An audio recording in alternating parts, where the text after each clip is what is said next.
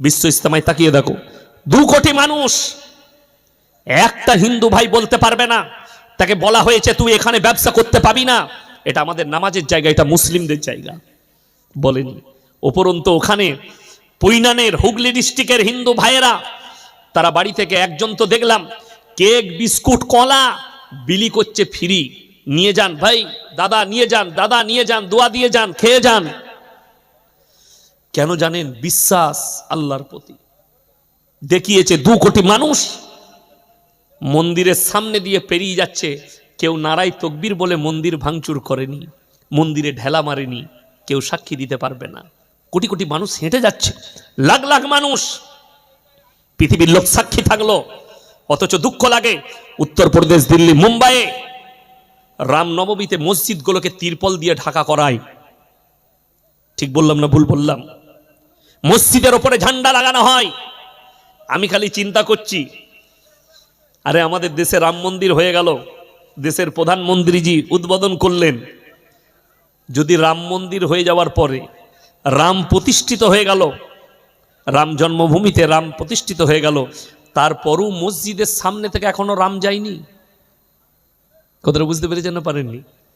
এরপরেও যদি শ্রীরামজি আমাদের মসজিদের ভেতরে থাকে, তাইলে আলহামদুলিল্লাহ, এসব মসজিদের ভেতরে আর কি বলবো, যে এখনো পর্যন্ত বাবরি মসজিদ ভেঙে রাম মন্দির তৈরি হয়ে গেল, এরপরেও যদি বলো না এখনো মসজিদের ভেতরেই শ্রীরামজি আছে, তাহলে আলহামদুলিল্লাহ, দাওয়াত রইল, এসো ভেতরে রাম, জয় শ্রীরাম বলো, নামাজ পড়ো, যা করবে করো, অসুবিধা নাই।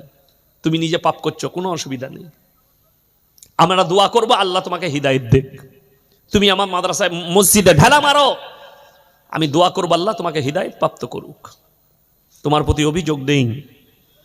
অসীম সরকার বলেছে 27 জন শয়তান মিলে কোরআনটা লিখেছে। অসীম বাবু, আপনাকে আমি অনুরোধ করব আর দোয়া দেবো আল্লাহ যেন ইসলামের জন্য কবুল করে, বলুন আমিন। যদি অসীম সরকারের তকদিরে ইমান লেখা থাকে, আল্লাহ ইমান দাও, তা না হলে ওই রকম মিথ্যাবাদীকে তুমি ধ্বংস করে দাও, তাকে নিস্তে নাবুদ করে দাও, তাকে বেজ্জতি করো সমাজের বুকে। আল্লাহ আমরা দেখতে চাই। আমি তো আমাদের রাজ্য সরকারকে অনুরোধ করেছি, 600-র বেশি এফআইআর হয়েছে, তারপরেও তাকে এখনো অ্যারেস্ট করা হয়নি। এখন ইয়াসিনের নামে একটা এফআইআর হোক, আমাকে তুলে নিয়ে চলে যাবে।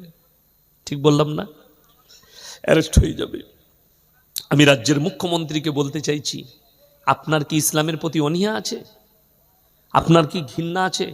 অনুরোধ করছি, যদি ঘৃণা না থাকে এর উপরে স্টেপ নেন। কোনো স্টেপ নিতে হবে না।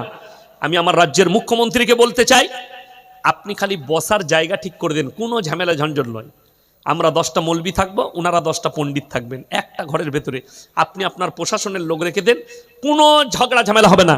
খালি স্যাম্পল ডিবেট হবে, উনি খালি প্রমাণ করে দিবেন যে 27 জন শয়তান মিলে এই কোরআনটা লিখেছে, আর সেই কোরআনটা জ্বলে গেছে। কোথায়? ওহুদের প্রান্তর যুদ্ধে সেই কোরআন জ্বালিয়ে দেওয়া হয়েছে, এই কোরআনটা সে কোরআন নয়। উনি খালি প্রমাণ করাবেন, আর আমরা প্রমাণ করাবো এইটাই আল্লাহর পাঠানো সেই কোরআন, যে কোরআন আল্লাহ তাআলা অবতীর্ণ করেছেন। এই কথাটা নিয়ে ডিবেট হবে।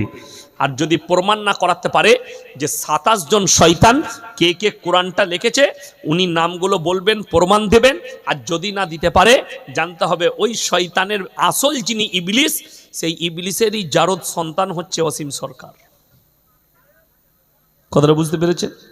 আমি তো দোয়া করবো, আল্লাহ তো হিদায়েত থাকলে হিদায়েত দাও, তা না হলে এরকম বেঈমানকে নিস্তে নাবুদ করে দাও। আর তোমার গালি দেওয়াতে কোরআন মিটবে না। জোরে একবার বলুন নারায়ে তাকবীর। তার কথাই কোরআন মিটবে। যারা আপনারা মুসলমান ভাই আজকে জালসায় বসেছেন, তারা শুনে যান। ইংরেজ এসছিল, 200 বৎসর রাজত্ব করেছে ভারতের মাটিতে। কত বৎসর বললাম? 200 বৎসর। যখন উলামায়ে দ্বীনরা ফতোয়া দিল ইংরেজদের বিরুদ্ধে, জিহাদের ফতোয়া, গুজরাটের গোমতী নদীর তীরে 10 লাখ কোরআনকে ঢের লাগিয়ে আগুন ধরিয়েছে তারা। শাহ আব্দুল আজিজ মুহাদ্দিস দেহলভী রহমতুল্লাহ আলাইহি তিনি বললেন, এই ইংরেজের বাচ্চারা, তোমরা কি মনে করছো তোমরা 10 লাখ কোরআনকে জ্বালিয়ে ইসলামকে মিটিয়ে দেবে? এটা তোমাদের স্বপ্ন ছাড়া আর কিছুই নয়। বললে কেন?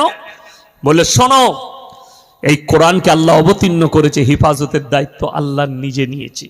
এই কাগজের মধ্যে আল্লাহ কোরআনকে হেফাজত করেনি। ইন্না নাহনু নাযালনা যিকরা ওয়া ইন্না লাহুল হাফিজুন।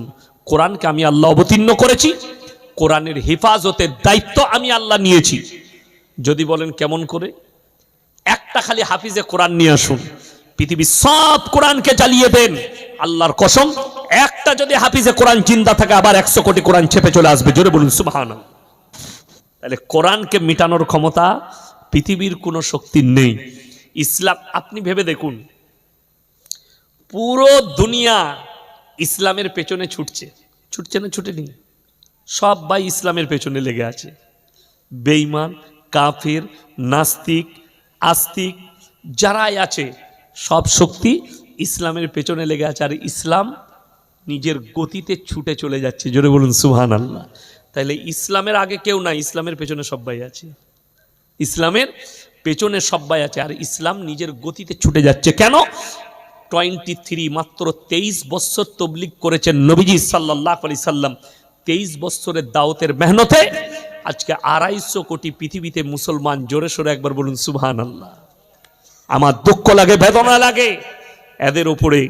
বলছে আমি দাদা হুজুরকে ভালোবাসি, অথচ বউকে নিয়ে সিজদা করে আসছে, বউকে নিয়ে ভালো মন্দ চেয়ে আসছে, বউকে নিয়ে খাজা বাবার মাজারের চাদর চড়িয়ে আসছে। আমি চ্যালেঞ্জ ছুড়ে বললাম, নিয়ে আসুন স্টেজে কোনো বাপের বেটা মৌলবীকে, সে বলে দিবে মাজারে সিজদা দিয়ে যাওয়া জায়েজ আছে, ভালো মন্দ চাওয়া জায়েজ আছে। অবাক লাগবে, দুঃখ লাগে। আমি আপনাকে দলিল দিলাম যে আমি বেঁচে আছি, টাকা চাইলে দিতে পারবো। আমার কাছে যদি বলেন ঘড়িটা খুলে দেন, দিতে পারবো। আমি মরে গেলে আমার ক্ষমতা শেষ হয়ে যাবে, আর আমার কিছু দিবার ক্ষমতা নেই।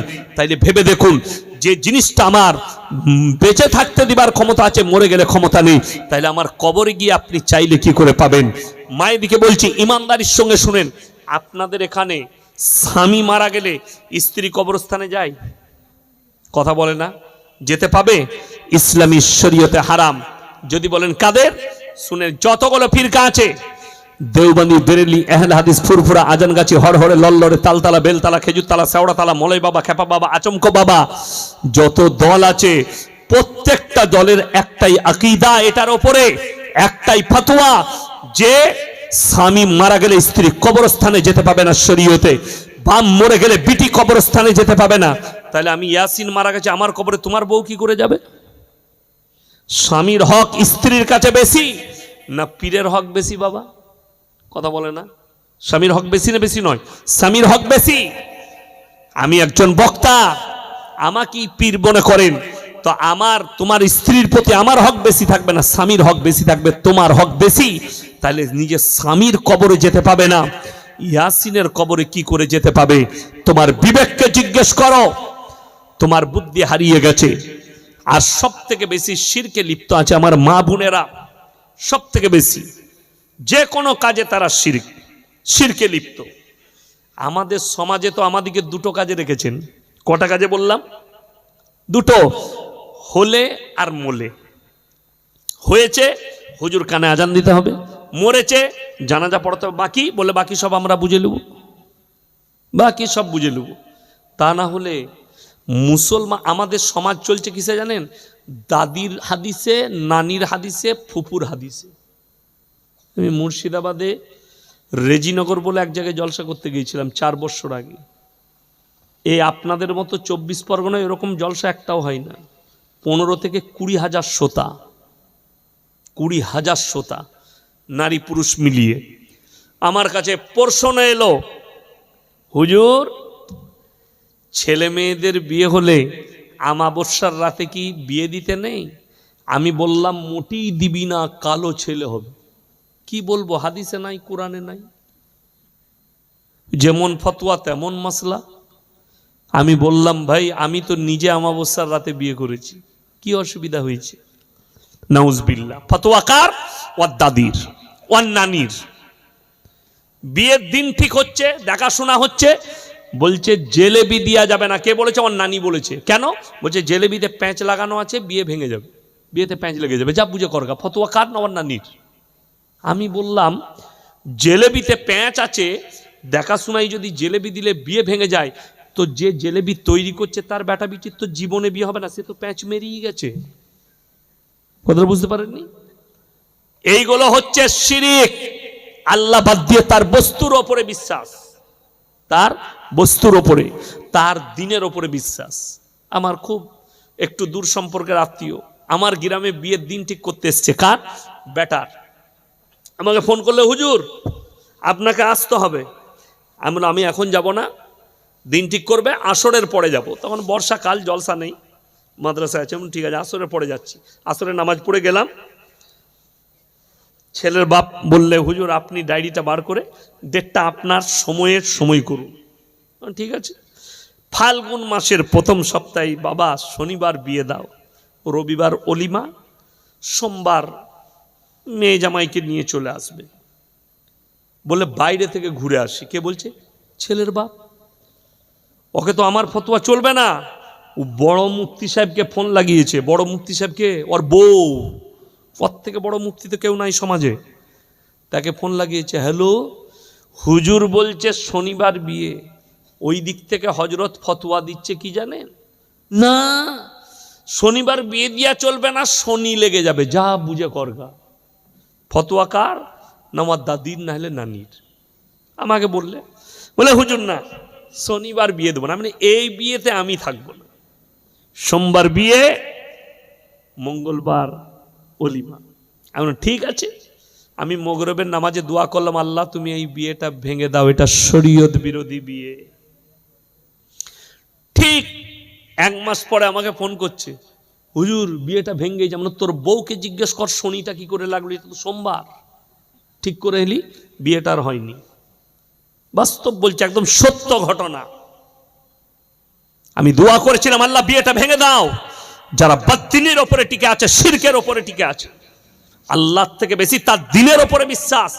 দিনের মালিককে, কথা বলেন, রাতের মালিককে, সমস্ত কিছুর মালিককে আল্লাহ।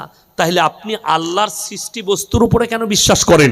মেয়েদের ফতোয়া, চন্দ্রগ্রহণ সূর্যগ্রহণ হলে যে মেয়েদের পেটে বাচ্চা থাকে তাদের কোনো কাজ করতে নেই। যদি তারা কাটা বাছা করে, ছেলের ঠোঁটটা কাটা হয়, কানটা ফুটো হয় সিলাই করলে। এই ফতোয়া যে মায়েরা দেয়, এটা শিরকি ফতোয়া। যেহেতু সূর্যের মালিক আল্লাহ, চন্দ্রের মালিক আল্লাহ, সমস্ত কিছু গ্রহণ লাগানোর মালিক আল্লাহ, তাহলে সূর্য গ্রহণ কি করে ক্ষতি করতে পারে? এগুলো হচ্ছে কুসংস্কার এবং শিরকি আকীদা। আল্লাহ আমাদের সকলকে হেফাজত করুক, বলুন আমিন। দ্বিতীয় নম্বর মারাত্মক পাপ, এই পাপটা বড় ডেঞ্জার।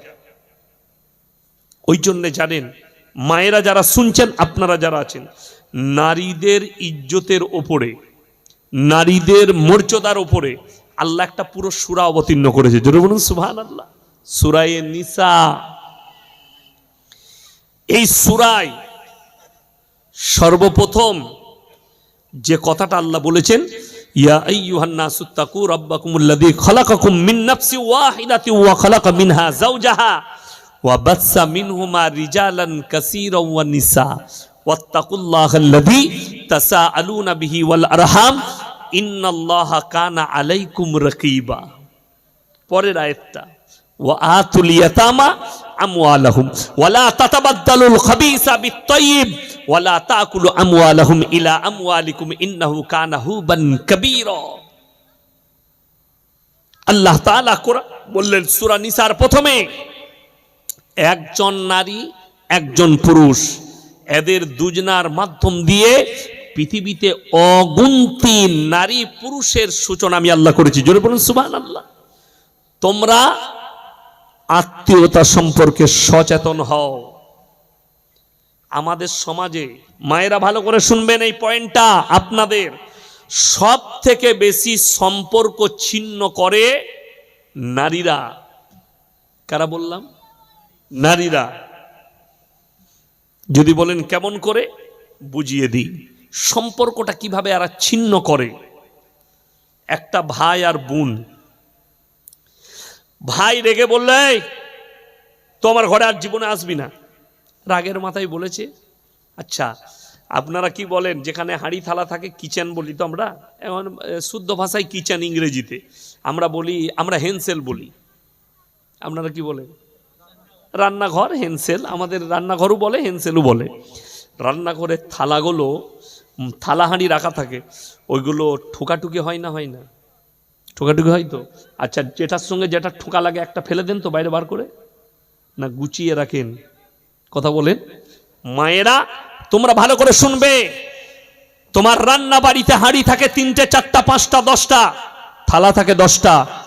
ঠোকা লাগলে কি তুমি একটা থালা বার করে ফেলে দাও? ফেলো না, সেটাকে যত্ন করে গুছিয়ে রাখো যাতে ঠোকা না লাগে। শুনেলেন, আপনার ভাইয়ের সঙ্গে আপনার কথা কাটাকাটি হবে, এটার নাম হচ্ছে দুনিয়া, এটার নাম হচ্ছে জীবন। তারপরে আবার ভাই, আমার থেকে বয়সে বড় ভাই, অনেক কিছু বলে ফেলেছি, তুই আমাকে বলেছিস কিছু মনে করিস না ভাই, ফোনেতে বললেন ক্ষমা করে দিস, আর আমার ঘরে আসবি, রাগ করিস না।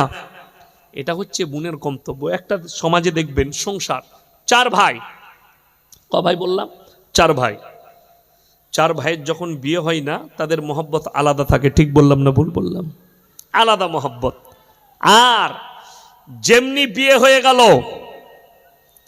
মেয়েদের একটা এত ভালো গুণ আছে, আমি যদি বলে দিই, আপনার এই জিরেনগাছার মায়েরা বলবে ও 8 কুড়োর বেটা মৌলবীকে জীবনে দাওয়াত দিবি না, কিন্তু আমি বলে যাব, দাও আর না দাও।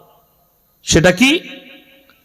সারা দিনের গল্প সংসারের স্বামীকে বলবে না, বলার ঠিক টাইম আছে। কখন? ঠিক রাতের বেলায় ঘুমাতে যাবে তখন। স্বামী ঘরে ঢুকে দেখছে ও ওই দিকে মুখ ঘুরিয়ে শুয়ে আছে, ই গিয়ে বলছে কই এসো, শুনো। তার মানে অ্যাকশন লিচ্ছে। আর পর দিয়ে ই তো বললে না, বলো কি হয়েছে আমাকে শোনা। তোমার মা এটা বলেছে, তোমার বোন এটা বলেছে, দিয়ে তার কানেতে মশলাপাতি যা ভরার ভরে দিল। এই সকালবেলা থেকে আর অ্যাকশন শুরু। মা বলছে বাপ চা খেলে? খাবো নি, তু খা। মা বুঝতে পারছে না মাল এত অ্যাকশন লিচ্ছে কেন। ও তো রাতের বেলা আগুন ঢালা ঢেলে দিয়েছে, ছাই ভরার ভরে দিয়েছে। ও আস্তে আস্তে অ্যাকশন লিচ্ছে, ঝগড়া শুরু। ওই জন্য কোরআন বলেছে তোমরা আত্মীয়তা সম্পর্কে সচেতন হও।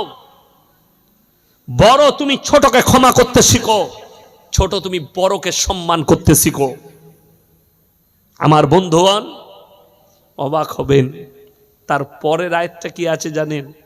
ওয়াতুল ইয়াতামা আমওয়ালাহুম ওয়ালা তাতাবাদদালুল খাবিসা বিত-তাইয়্যিব ওয়ালা তাকুলু আমওয়ালাহুম ইলা আমওয়ালিকুম ইন্নাহু কানা হুবান কাবীরা। তোমরা এতিমের মালকে অন্যায়ভাবে ভক্ষণ করো না, তার সঙ্গে তোমার মালের ওদল বদল করো না। আমরা জালসায় গেলে, চা আছে না কি আছে দেখুন, একটু ঢালুন তো। আমরা জালসায় গেলে আমাদিকে কি বলে জানেন অনেক লোক? হুজুর মা বাবার খিদমতের জন্য বলবেন। আমরা বলেও থাকি মায়ের খিদমত করা। শুনেন, মা বাপের সঙ্গে সৎ ব্যবহার সবাই করবে, জোরে বলুন ইনশাল্লাহ। এটা কিন্তু ইয়াসিনের ভাষা নয়, নবীজির কথা নয়, এটা আমার আল্লাহর কথা। একদম অল্প কি আছে, এটাই কি আছে দেখুন, এটা তো পানি। আল্লাহর ভাষা, ইম্মা ইয়াবলুগান্না ইনদাকাল কিবার আহাদুহুমা আও কিলাহুমা ফালা তাকুল্লাহুমা উফিউ ওয়ালা তানহারহুমা ওয়া কুল্লাহুমা কাওলান কারীমা। একবার জোরে সোরে বলুন তো সুবহানাল্লাহ। কেন বললাম জানেন? এই ভারতের মাটিতে আল্লাহর রহমতে, কোরআনের বরকতে, দাড়ি টুপির বরকতে, রসুলের বরকতে, মাদ্রাসা মসজিদ দাওয়াত ও তাবলীগের বরকতে একটাও মুসলমানদের বৃদ্ধ বৃদ্ধাশ্রম নেই। জোরে বলুন সুবহানাল্লাহ। আপনারা কলকাতার পাশে আছেন, ইমানদারির সঙ্গে বলুন আছে? কলকাতায় আছে বৃদ্ধ বৃদ্ধাশ্রম? নেই। কাদের? মুসলমানদের যা আছে। কেন? কোরআনে আল্লাহ বললেন ইম্মা ইয়াবলুগান্না ইনদাকাল কিবার আহাদুহুমা আও কিলাহুমা ফালা তাকুল্লাহুমা উফিউ ওয়ালা তানহারহুমা ওয়া কুল্লাহুমা কাওলান কারীমা। তোমাদের মা বাবা যখন বৃদ্ধকালে বৃদ্ধাক্যে পৌঁছাবে, তাদের খিদমত করার জন্য উ শব্দটুকু ব্যবহার করো না। এই উটা বুঝাতে গিয়ে আমাকে একটু লম্বা টানতে হবে। সেটা কি জানেন? একটা বাপ যাবে কোথায়? New town. বেটা বললে আব্বা কোথায় যাচ্ছ? বাপ কলকাতায় যাচ্ছি নিউ টাউনে। আব্বা আমার লেগে চকলেট আনবে? আচ্ছা নিয়ে আসবো বাপ। আবার একবার তখন বাপ এরপর মোটরসাইকেলের চাবিটা নিয়ে মোটরসাইকেলটা বার করছে। আব্বা আমার লেগে চকলেট আনবে কিন্তু। আচ্ছা নিয়ে আসবো। বাপ মোটরসাইকেলে চেপেছে গেটের বাইরে, আব্বা ভুলো না চকলেট আনবে। 4 বার 5 বার বলছে, বাপ বিরক্ত হয় না। আমার সন্তান বলছে, সেই বাপ বৃদ্ধকালে চলে গেছে, বেটা বড় হয়েছে, বেটাকে মানুষ করেছে, ঘর বাড়ি দিয়েছে। বেটা কোথায় যাবে বাপ? বয়স্ক বাপ বলছে, বাপ কোথায় যাবি? নিউ টাউন যাবো বলো। বাপ গ্যাসের ট্যাবলেটটা শেষ হয়ে গেছে, আনিস বাপ। ঠিক আছে, এটা হচ্ছে গলার ভার্সন, ঠিক আছে। এরপর মোটরসাইকেলের চাবিটা নিয়ে বেরোবে, সেই বয়স্ক বাপ বলছে, বাপ ভুলে যাস না আনবি। কতবার বলবে তুমি? বলেছি তো এনে দেবো, বারবার বলতে হবে? হাই রে হারামখোর, তুমি 5 বার বলেছ তোমার বাপ কে চকলেট আনার জন্য, তোমার বাপ বিরক্ত হয়নি। তোমার বাপ খালি 2 বার বলেছে, বাপ ভুলে যাস না, গ্যাসের ট্যাবলেটটা আমার দরকার, নিয়ে আসিস। তুমি বাপকে উঁচুওয়ালায় কথা বলেছো। কোরআন বলছে ওয়ালা তানহার হোমা, তাদের খিদমত করার জন্য শব্দটুকু ব্যবহার করো না। বিরক্ত হয়ে গেলাম, আল্লাহ নারাজ হয়ে যাবে। কেউ যদি কাবা ঘরে নামাজ পড়ে আর মা বাবার সঙ্গে অপব্যবহার করে, পেরুবার রাস্তা খুঁজে পাবে না।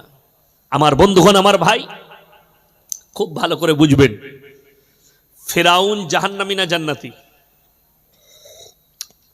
কথা বলে না? জাহান্নামী। আল্লাহ ঘোষণা করে দিয়েছেন, কোরআনে লাকির টেনে দিয়েছেন। ফেরাউন আল্লাহ দাবি করেছিল, আল্লাহকে চ্যালেঞ্জ ছুড়েছে, আল্লাহ যদি তার নবীকে পাঠাতে চায়, আমি তাকে দুনিয়াতে আসতে দেব না, তার আগেই তাকে শেষ করে দেব। আল্লাহ তাআলা মুসা নবীকে ফেরাউনের বাড়িতে লালিত পালিত করলেন। জোরে বলুন সুবহানাল্লাহ।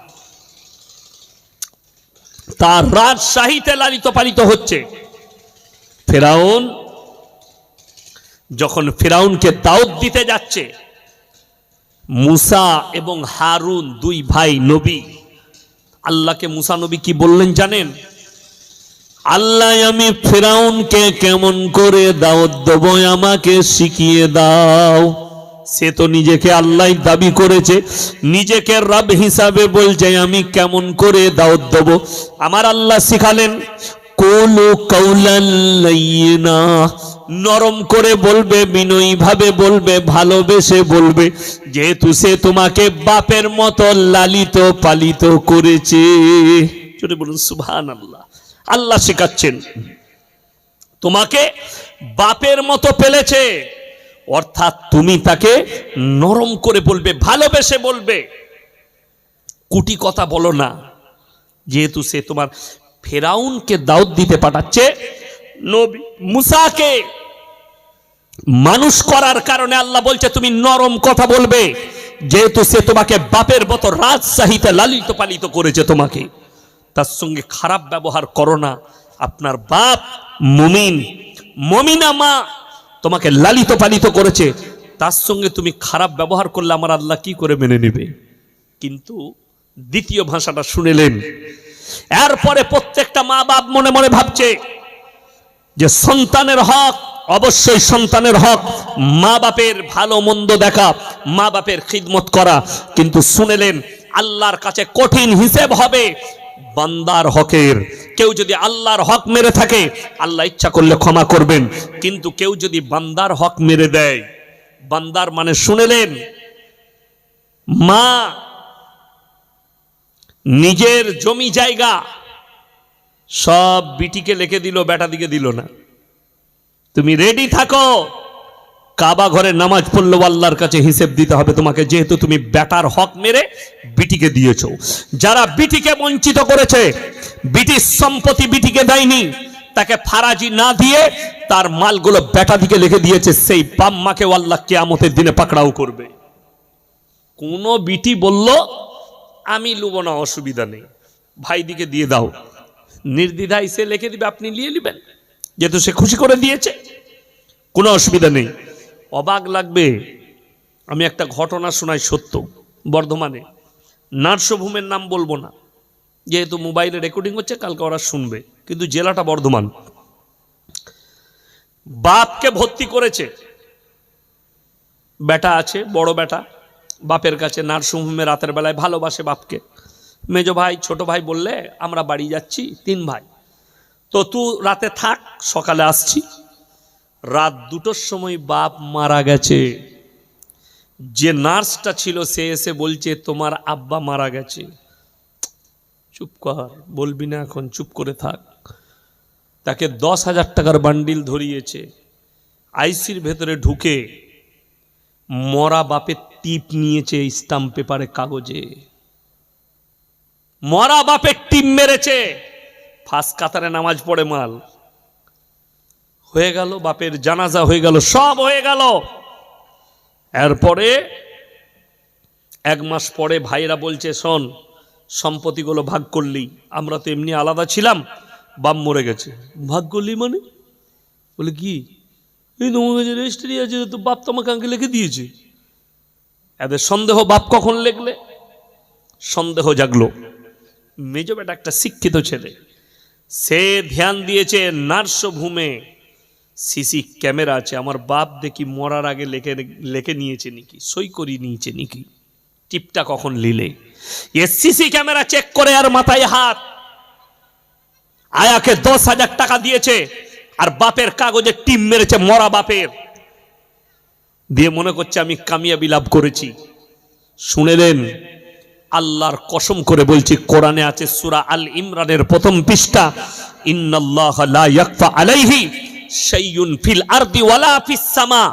আসমান আর জমিনের মধ্যে যা কিছু আছে, কোন জিনিসটা আমার আল্লাহর কাছে গোপন নেই, কোন জিনিসটা। তোমরা অন্তরে কথা বলো, আমার আল্লাহ শুনতে পাই। জোরে বলুন সুবহানাল্লাহ। আপনি অন্তরে কথা বলবেন, আল্লাহ শুনতে পাই। অনেকজন মনে করছে আমি যা পাপ করেছি হাতের দ্বারা, চোখের দ্বারা, ইশারায়, মুখের দ্বারা, নফসের দ্বারা, পায়ের দ্বারা, কেউ দেখতে পাইনি। আল্লাহর কসম, কিয়ামতের দিনের খবর শুনেলেন। সূরা ইয়াসিন, কোন সূরা বললাম? সূরা ইয়াসিন। আল ইয়াউমা নাখতিমু আলা আফওয়াহিহিম ওয়া তুকাল্লিমুনা আইদিহিম ওয়া তাশহাদু আরজুলুহুম বিমা কানু ইয়াকসিবুন। হে আমার নবী, পৃথিবীর মানুষকে বলে দাও, কিয়ামতের দিনে তাদের জবানগুলো সিলাই করে দেব, তাদের হাত কথা বলবে, তাদের চোখ কথা বলবে, তাদের অঙ্গ প্রত্যঙ্গকে আমি আল্লাহ কথা বলার যোগ্যতা দান করব, তাদের প্রত্যেকটা পাপ প্রকাশ হবে। অপর জায়গায় আল্লাহ বললেন, ইকরা কিতাবাক কাফা বিনাফসিকা আল-ইয়াউমা আলাইকা হাসিবা মান ইহতাদা ফাইন্নামা ইয়াহতাদি লিনাফসি। হে আমার নবী, কিয়ামতের দিনে প্রত্যেকটা নারী পুরুষের হাতে তাদের আমলনামা ধরানো হবে এবং আল্লাহ বলবেন, ইকরা কিতাবাক কাফা বিনাফসিকা আল-ইয়াউমা আলাইকা হাসিবা। তুমি নিজের হিসাব নিজের মুখে শোনাও, নিজে পড়ে শোনাও। প্রত্যেকটা ব্যক্তি তার নিজের আমলনামা নিজের মুখে পড়ে শোনাবে। এটা কোরআন। আপনি নিজে প্রকাশ করবেন, জায়গা, স্থান, কাল, পাত্র সব আপনি বলবেন, এই জায়গায় এই পাপটা করেছিলাম। পাই টু পাই লেখা থাকবে। কেন? কোরআনে অপর জায়গায় আছে, কিরামান কাতিবিনা ইয়ালামুনা মা তাফআলুন। আমি প্রত্যেকটা নারী পুরুষের কাছে 2 জন করে ফেরেশতা নিযুক্ত করেছি। কাতিব মানে হচ্ছে যারা টাইপ করে করে লেখে, তাদেরকে আরবিতে কাতিব বলা হয়। সেই কাতিব তারা টাইপ করে করে তোমাদের ভালো মন্দগুলো লিপিবদ্ধ করে রাখবে, সেইগুলোই তোমাদের হাতে ধরানো হবে। তুমি নিজের মুখে পড়ে শোনাও, নিজের হিসেব দাও। আমার বন্ধুগণ, অনুরোধ করে বলছি, অনেক আমাদের সমাজে এমন ভাই আছে, মাকে টুপি পরিয়ে জায়গা লিখে নিয়েছে, বাপকে টুপি পরিয়ে জায়গা লিখে নিয়েছে, অন্য ভাইকে বঞ্চিত করেছে। জেনে রেখে দিবেন, কারোর বাপ যদি রেগেও লিখে দেয়, আমি মেজোকে দেবো না, ছোটকে দেবো না, বড়কে তোমাকে লিখে দিলাম, তার উচিত, তার হক হচ্ছে সব ভাইকে তার হক বুঝিয়ে দেওয়া। তা না হলে কিয়ামতের দিনে কবরে তোমার আব্বা কষ্ট পাবে, তোমাকেও হিসেব দিতে হবে। ওই জন্য কোরআনে আছে, যদি বড় ভাই, ভাই বড় বালিগ সাবালক, আর মেজো ভাই ছোট ভাই নাবালক, বাপ যদি মরে যায়, যদি সম্পত্তি থাকে সমান ভাগে ভাগ করো। তারা যখন প্রাপ্তবয়স্ক হবে, বালিগ হবে, তাদের সম্পত্তি তাদেরকে বুঝিয়ে দাও। এই দেখো, বাপ 15 বিঘে লিখে গিয়েছিল, আমি চাষ করে সবকিছু খেটে খুঁটে